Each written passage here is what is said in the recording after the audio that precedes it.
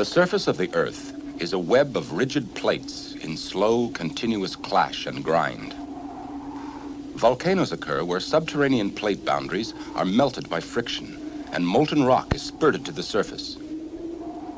This is the story of one such volcanic eruption in southern Alaska.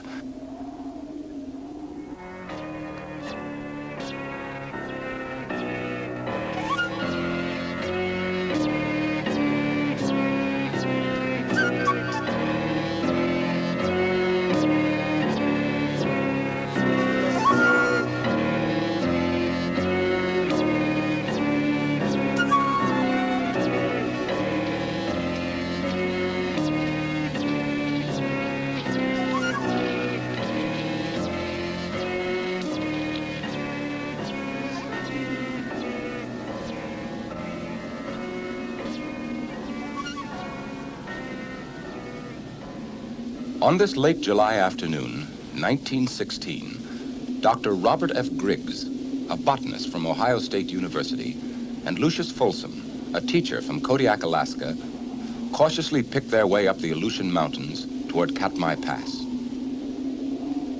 Griggs is leader of a scientific expedition sponsored by the National Geographic Society to study the effects of volcanic eruptions in the Katmai region 4 years earlier.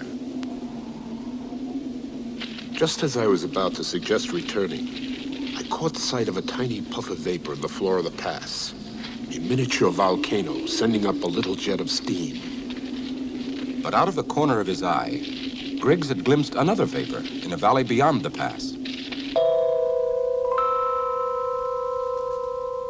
I can never forget my sensations at the sight which met my eyes as I looked down the valley.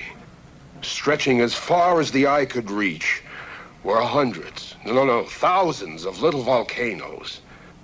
Many of them were sending up columns of steam which rose 1,000 feet before dissolving. Dr. Griggs rose to prominence as a result of his discovery of the Valley of 10,000 Smokes. In 1917, a year after he first saw and named the valley, Griggs found it even more awesome. I was utterly unprepared. At the time of the discovery, I had not been able to stay long enough to get beyond the first sensations of wonder and admiration. The smokes were so much bigger, so much hotter, so much more numerous than I remembered. I had by no means grasped the situation. Griggs and his men feared the poisonous gases in the valley and were terrified of falling through the thin crust of pumice that overlay many fumaroles. We could plainly hear the ground ring hollow, and more than once felt it shake under our blows. Once a man fell into such a place, he would be instantly parboiled. Each man in the 1917 expedition wrote down for Griggs his own impressions of the valley. Lucius Folsom said to his leader, "You, and only you, can have an adequate conception of the emotions of one who knows he is the first to look upon such a marvel of nature. There comes in my consciousness yet a sort of startling memory of the experience." Clarence Maynard, expedition topographer from New England, was less awestruck. But he was impressed by the smoke's ability to make surveying next to impossible. Maynard complained good-naturedly that a wool blanket on the ground would steam beautifully, was in fact a natural phenomenon, but was not a good bed. I should say that the coming of the smokes ruined what might otherwise have been a perfectly good country. My opinion, however, is probably valueless, as being out of tobacco always colors my views.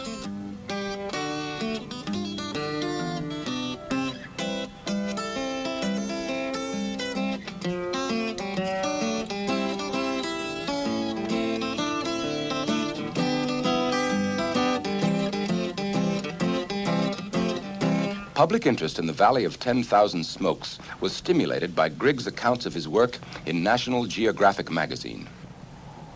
In September 1918, President Wilson paused in the midst of a world war to set aside the Katmai volcanic area as a national monument.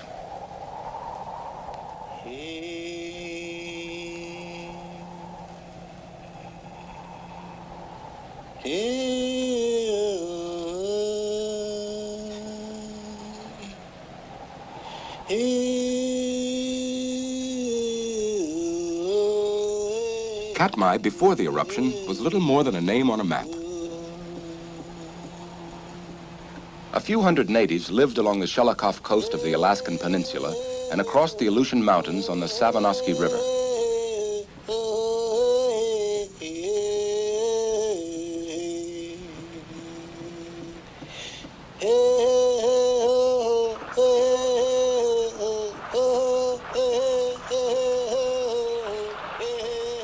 Summertime, people used to put up a lot of dried fish from that river. They don't need no seine. They use hooks. I used to go with my dad many times. We go a little ways up, get all the dollywards from the great big silverheads and then the rainbows. That fish was so good. That's why the people select the place for the village. Strangely, several years before that eruption comes, the moose, bear, disappearing gradually. And those wolves, every kind of animals they were reducing from Katmai.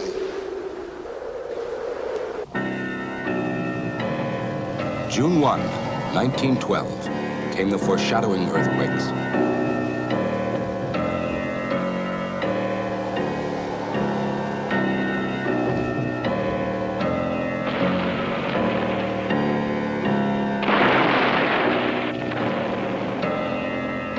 June 6, shortly after noon, the eruptions began.